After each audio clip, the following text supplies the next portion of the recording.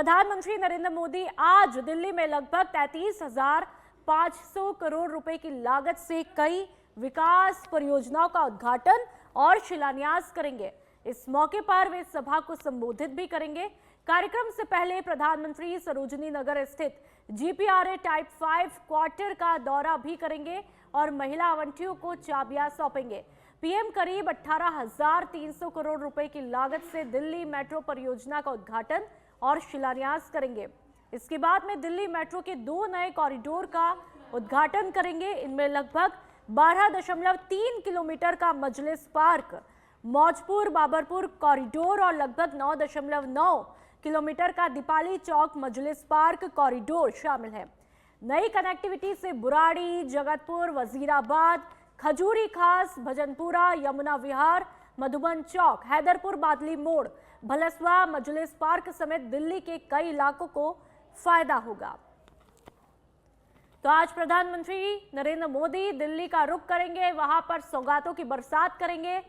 Delhi metro को लेकर के खास तौर पर सौगातें, ऐसे में दिल्ली वासियों के लिए एक बड़ा महत्वपूर्ण दिन है। विकास परियोजनाओं का उद्घाटन आज प्रधानमंत्री नरेंद्र मोदी करेंगे।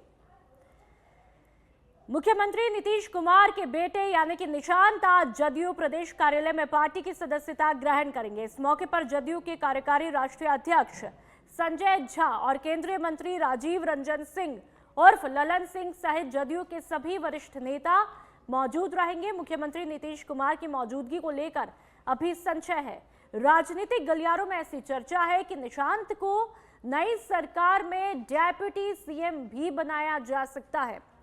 तो लगातार बिहार की राजनीति में उथल-पुथल, हर दिन अलग अलग परतें जो है यहां पर देखने को मिल रही है। जहां पर नीतीश कुमार को लेकर के चर्चाओं का बाजार गर्म रहा, तो अब एक नई तस्वीर उनके बेटे निशांत आज जदयू में शामिल होंगे। साथ ही ये भी अटकलें तेजी से है कि उनको यदि नई सरकार के अंतर्गत डेप्यूटी सीएम भी बनाया जा सकता है।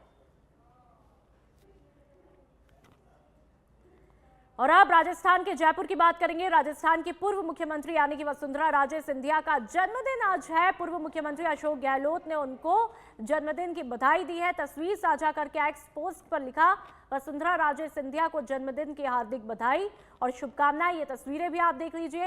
राजेंद्र राठौड़, पूर्व सीएम अशोक गहलोत, पूर्व सीएम वसुंधरा राजे, साथ ही सीपी जोशी भी यहाँ पर मौजूद है। एक तस्वीर में आप देख सकते हैं, ये तस्वीरें जो है कहीं ना कहीं इस बात का भी संदेश देती है, पार्टियां आती भी है, पार्टियां जाती भी है, पार्टियां बदलती भी है, लेकिन इस बीच जो है किसी भी तरह के मनभेद यहां पर होते हुए नहीं दिखाई देते हैं। तो ये राजनीति का अच्छा संदेश देती हुई तस्वीरें। साथ ही उन्होंने लिखा, पूर्व सीएम अशोक गहलोत ने, कि ईश्वर से आपके अच्छे, स्वस्थ और दीर्घायु होने की कामना करता हूं। आपको बता दें, वसुंधरा राजे सिंधिया जो है राजस्थान की 2 बार की मुख्यमंत्री रह चुकी है।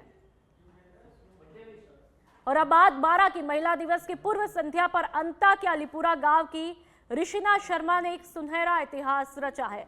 ऋषिना भारतीय वायुसेना में 12 की पहली महिला फ्लाइंग ऑफिसर नियुक्त हुई है। तस्वीरें आप देख लीजिए। उन्हें नई दिल्ली में इंटेलिजेंस विभाग में तैनाती मिली है। ऋषिना ने बताया कि उनका सपना बचपन से ही वायुसेना में जाने का था। गणतंत्र दिवस की परेड देखकर उन्होंने सैनिक स्कूल जाने का निश्चय किया, लेकिन उस समय लड़कियों का प्रवेश नहीं होने के कारण उन्होंने कॉलेज में एनसीसी ज्वाइन की। ऋषिना ने अपनी सफलता का सफर साझा करते हुए बताया कि उन्होंने 9 बार लिखित परीक्षा दी और कठिन इंटरव्यू SSB का सामना भी किया। नौकरी के साथ में वो रोजाना 4 से 5 किलोमीटर दौड़कर खुद को शारीरिक रूप से तैयार भी करती रही। ऋषिना ने एयरफोर्स एकेडमी हैदराबाद से 6 माह का प्रारंभिक और वायुसेना तकनीकी कॉलेज बेंगलुरु से 9 माह का तकनीकी प्रशिक्षण पूरा किया। 7 मार्च को पासिंग आउट परेड के बाद उन्हें औपचारिक रूप से नियुक्ति मिली। इस उपलब्धि पर उनके गांव अलीपुरा और पूरे जिले में खुशी की लहर है। तो 12 की ये तस्वीरें वाकई में गौरवान्वित कर देने वाली है। फौज ज्वाइन करने का जुनून मुझे बचपन से ही था। हालांकि उस समय एनडीए में लड़कियों की एंट्री नहीं होती थी, इसलिए फिर सेकेंड ईयर में मुझे किसी मित्र द्वारा CDS और AFCAT के बारे में पता चला, जिसकी तैयारी मैंने सेकेंड ईयर से ही शुरू कर दी थी। उसका प्रोसेस होता है पहले रिटन, फिर SSB, मेडिकल, मेरिट और फिर फाइनल ट्रेनिंग। 4th ईयर में जब मैं एलिजिबल हुई SSB भी अपीयर होने के लिए, तब मैंने अपना रिटन एग्जाम पहले ही अटेम्प्ट में एसएसबी एक 5 दिन का इंटरव्यू प्रोसेस होता है जिसमें psychology, personal interview, group coordination और फिजिकल्स को टेस्ट किया जाता है। एक एग्जॉस्टिव प्रोसेस है। मेरा एसएसबी देने का सफ़र जनवरी 2022 में शुरू हुआ। उसके बाद कई विफलताएं मिली। कॉलेज में रहते हुए ही मैंने प्लेसमेंट भी लिया था, तो 2.5 साल मैंने साइबर सिक्योरिटी एनालिस्ट के पद पर एक मल्टीनेशनल कंपनी में काम किया है। एसएसबी एक लंबा एग्जॉस्टिंग प्रोसेस है, कई विफलताएं मिली। उसके बाद फाइनली 12th अटेम्प्ट में मेरा सिलेक्शन हुआ। I got recommended. सीकर में पति ने की पत्नी की दुपट्टे से गला घोंटकर हत्या। आरोपी ने इस वारदात को अंजाम देने के लिए अपने गांव के एक दोस्त के साथ मिलकर पहले से योजना बनाई थी। पुलिस ने आरोपी अजय मेघवाल और उसके साथी दीपक कुमार शर्मा को गिरफ्तार किया है। बता दें कि रानौली थाना पुलिस के मुताबिक शुक्रवार सुबह गोरिया रेलवे अंडरपास के पास में 23 साल की महिला का शव मिला था। जांच में खुलासा हुआ कि महिला और अजय ने साल 2022 में प्रेम विवाह किया था और दोनों जयपुर में किराए के मकान में रह रहे थे। अजय को अपनी पत्नी पर अवैध संबंधों का शक था, जिसको लेकर दोनों के बीच अक्सर विवाद भी हुआ था। पुलिस के मुताबिक अजय ने अपने दोस्त दीपक को गाड़ी लेकर जयपुर बुलाया और पत्नी को साथ लेकर के सीकर के लिए रवाना हुआ था। तो रिश्तों को तार तार कर देने वाली घटना, रिश्तों को शर्मसार कर देने वाली घटना, पति पत्नी का रिश्ता जो कि एक मजबूती के साथ खड़ा रहता है। 7 वचनों की जहां पर बात होती है वहां पर शायद ये तस्वीरें देख करके मन में सवाल उठते होंगे कि एक वचन निभाना भी कितना मुश्किल, और ऐसे में यहां पर एक पति ने अपनी ही पत्नी को मौत के घाट उतार डाला।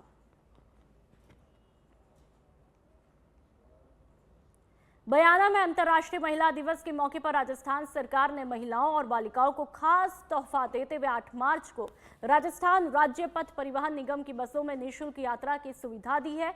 निगम मुख्यालय से जारी आदेश के मुताबिक ये सुविधा रात 12 बजे से रात 11:59 तक लागू रहेगी। इस दौरान राज्य की सीमा के भीतर यात्रा करने वाली सभी महिलाएं और बालिकाएं रोडवेज की सामान्य और द्रुतगामी बसों में मुफ्त सफर कर पाएंगे। इस पहल से महिलाओं में खासा उत्साह भी है।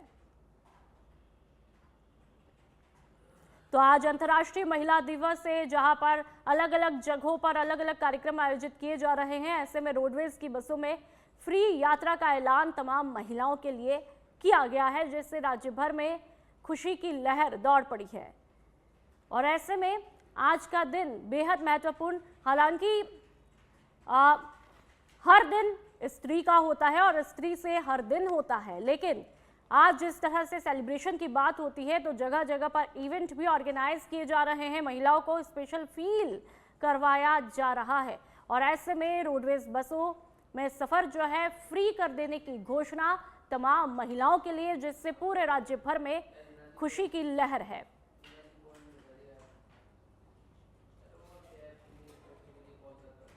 और अब बात बीकानेर की। साजिद भुट्टो पर हुआ कातिलाना हमला। कैंपर गाड़ी में आए युवकों ने किया हमला। साजिद भुट्टो को गंभीर हालत में पीबीएम ट्रोमा सेंटर में लाया गया। मामले में पुलिस ने कैंपर गाड़ी जब्त की है। पुलिस कर रही हमलावरों की तलाश। तो तस्वीरें आपको दिखा रहे हैं। पदमपुर श्री गंगानगर मार्ग पर स्थित 18 बीबी टोल नाके को हटाने की मांग को लेकर पिछले 3 दिनों से चल रहे धरना प्रदर्शन को अब राजनीतिक समर्थन भी मिलने लगा है। कांग्रेस जिला अध्यक्ष और विधायक रुपिंदर सिंह कुन्नर धरना स्थल पर पहुंचे और आंदोलन को अपना समर्थन भी दिया। इस दौरान उन्होंने कहा, टोल हटाने की मांग जनहित से जुड़ा मुद्दा है और कांग्रेस पार्टी इस मांग को पूरा समर्थन भी करती है और करेगी। काफ़ी दिनों से टोल हटाओ संघर्ष समिति ने जो ये टोल हटाने के लिए जो आंदोलन कर रही है, बिल्कुल जायज़ आंदोलन है इनका और वाजिब मांग है, क्योंकि इस टोल की अवधि 2023 को समाप्त हो चुकी है। लेकिन सरकार अपने पूंजीपति मित्रों को फायदा देने के लिए इस टोल की अवधि बढ़ा रही है और आम जनता गरीबों को।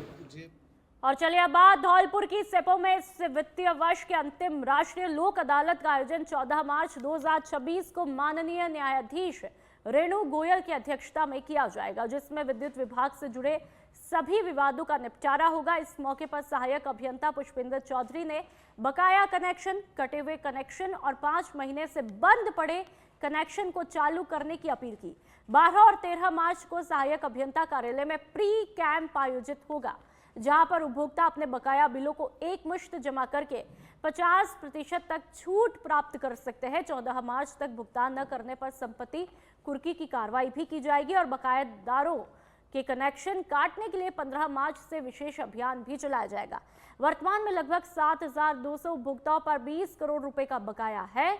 उपभोक्ता 12 और 13 मार्च को सहायक अभियंता कार्यालय में जाकर या फिर 14 मार्च को राष्ट्रीय लोक अदालत में उपस्थित होकर अपने बकायों का निपटारा कर सकते हैं और कटे हुए कनेक्शन को पुनः जुड़वा भी सकते हैं। झुंझुनू के खेतड़ी उपखंड के मेहाड़ा गांव में देर रात हुए सड़क हादसे के बाद हालात पूरी तरह से तनावपूर्ण हुए।